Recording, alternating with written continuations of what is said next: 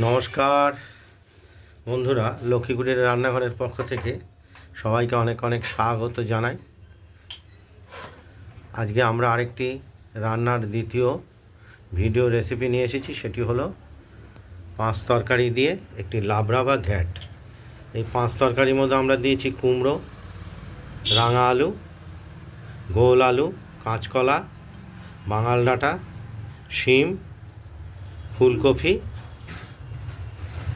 আর ঝালের জন্য দিয়েছি কাঁচা লঙ্কা। এইগুলো দিয়ে আমরা তরকারিটি আজকে তৈরি করব। সব কেটে ধুয়ে বেছে একদম রেডি করে রেখেছি, শুধু কড়াইতে দেওয়ার অপেক্ষা।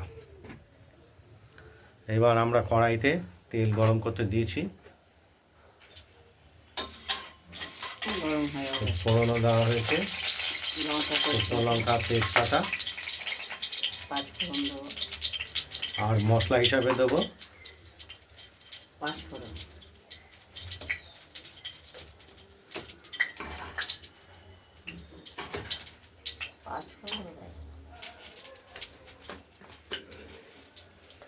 পরিমাণ মতো একটু পাঁচ ফোড়ন দেব।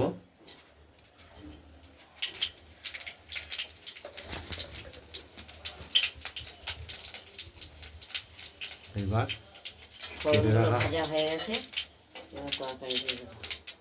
তরকারিগুলোকে দিয়ে দেবো।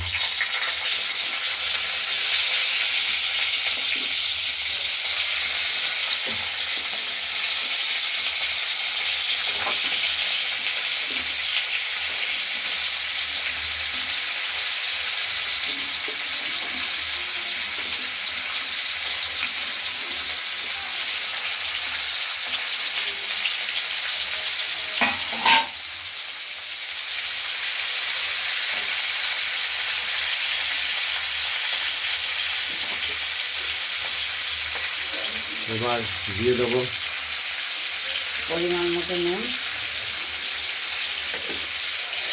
হলুদ, পরিমাণ মতো হলুদ,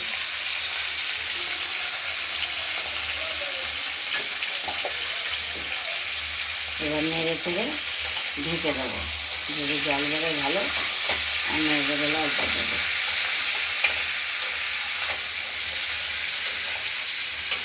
এখন আবহাওয়া পরিবর্তনের সময় এই পাঁচ রকম তরকারি দিয়ে খেতে ভালো লাগবে, তরকারি খেতে মুখে ভালো লাগবে, যার জন্যে এই তরকারিটা তৈরি করা হচ্ছে। ঢাকা দিয়ে দিলাম, দেখতে থাকুন। এই তরকারির ঢাকনা খুলে আমরা দেখছি যে জল বেরোচ্ছে না, তরকারি থেকে কোনো জলই বেরোয়নি। তাই অল্প জল দিয়ে ঢাকা দিয়ে দিয়ে সেদ্ধ হবে আস্তে আস্তে। তরকারিটা আস্তে আস্তে হলে খেতে ভালো লাগবে। পরে মিষ্টি দেবো। তরকারি ধীরে ধীরেই করতে হবে, দেখতে থাকুন।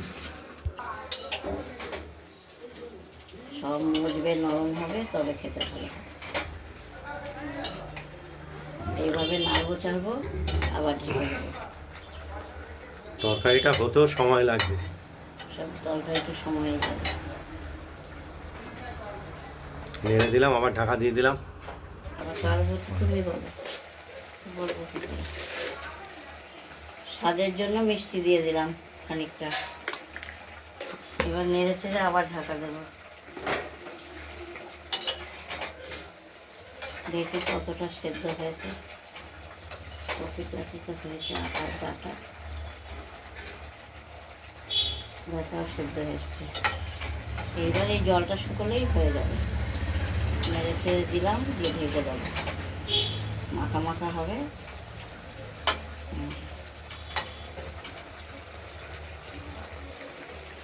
রাঙা আলু সেদ্ধ হয়ে গেছে।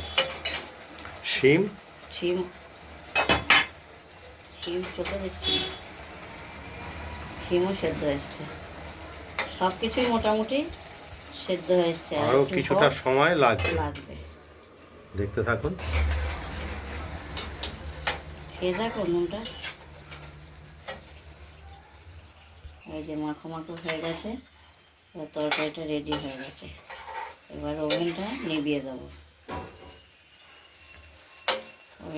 তরকারিগুলো সব কিছুই সেদ্ধ হয়ে গেছে, মিষ্টি ঝাল সব ঠিক আছে, ঝাল মিষ্টি নুন সব ঠিক আছে। দেখে নেবো। বলো ঢাকা 5 দিয়ে। রকম তরকারি, ঘ্যাট বা তরকারি।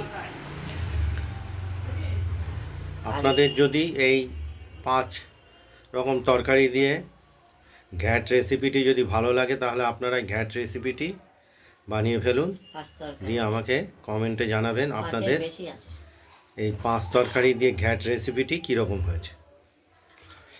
রান্নার ভিডিওটি ভালো লাগলে লাইক করবেন, শেয়ার করবেন, আর আমাদের লক্ষ্মী কুটিরের রান্নাঘরের রান্নাবান্নাটা ভালো লাগলে সাবস্ক্রাইব করে রাখবেন। আজ এই পর্যন্তই। ভালো থাকবেন, সুস্থ থাকবেন, সাবধানে থাকবেন। টাটা, আজকের মতো এখানে। নমস্কার। আগামী দিনে আরও নতুন নতুন রান্নাবান্না দেখানোর ইচ্ছা আছে।